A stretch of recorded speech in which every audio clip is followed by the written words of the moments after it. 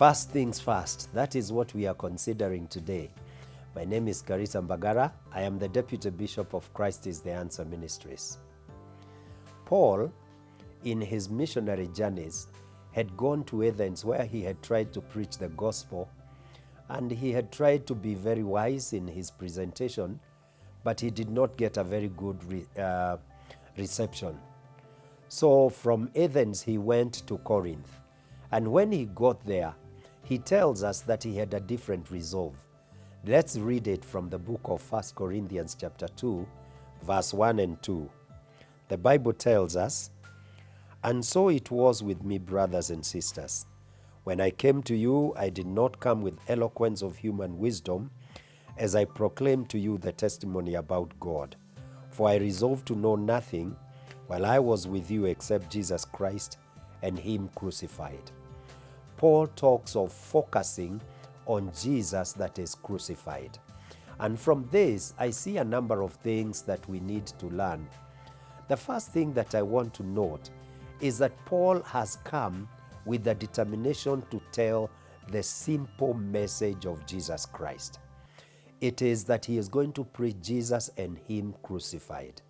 He has no desire to make it flowery or to embellish it. He is just presenting what God has done. I think it is a recognition that there is power in the message of Jesus Christ. It's not so much how we present it, much as it is important for us to prepare and present it cleanly. The gospel has power. It is the power of God to transform the world, to save the world, to change the world. It is the one that gives us hope. And Paul says, I have determined to preach Jesus Christ and Him crucified. What he is saying is that my yes is going to be yes, my no is going to be no. I have no personal agenda. I am going to preach Jesus Christ. And as we live in this world, may we be assured of the power of the gospel of Jesus Christ and tell it as simply as it is, and tell it to the people as we should tell it, for them to understand it and to know that this is what God has done for them or has done for us, and trust that God will take that message and transform people's life. I think the second thing that we can say is that Paul comes with humility. When he says that I did not come with eloquence of words, to me it also speaks about humility. He is a servant of God. He is actually an apostle. He is one that was called by Jesus and commissioned to go to the Gentiles, but he doesn't come asserting his position. He is simply coming as a man that is sent of God. And dear brothers and sisters, many a times our behavior, our attitude acts as a hindrance to the gospel of Jesus Christ. May God help us that whenever we have opportunity to share the gospel of Jesus Christ, our attitude is that of simplicity, it's that of humility. And in this way, we will impact the people that we are ministering to.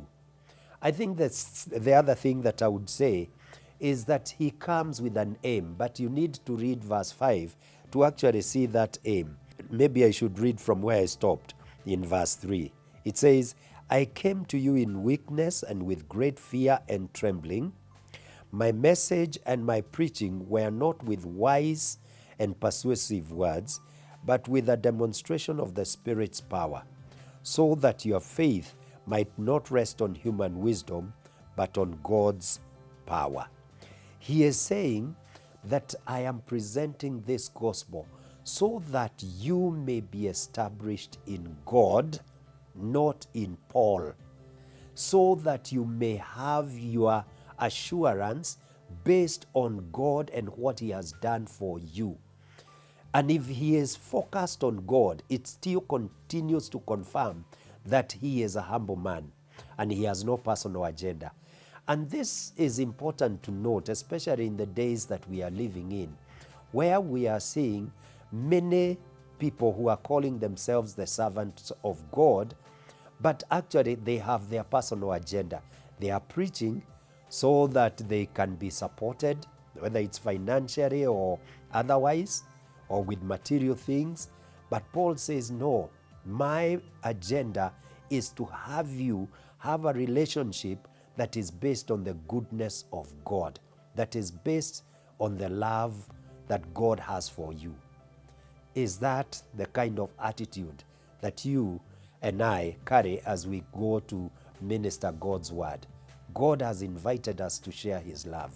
I think this passage sets an example for us that we should resolve it is Jesus and him crucified. The benefits of the cross and what he did for us should be clear. But we should also go in humility. We should go with the attitude that it is God and God alone that should be honored. But we should also go for the benefit of the believer, not that they focus on us, but that they may focus on God. And as we do that, we will bear good fruit. I pray that God will help me and also help you to follow this criteria that comes out of this passage. If this video has been a blessing to you, please subscribe. And if you have been blessed, why don't you share it with somebody else so that we can continue in fellowship together and learning what God has in store for us. Thank you.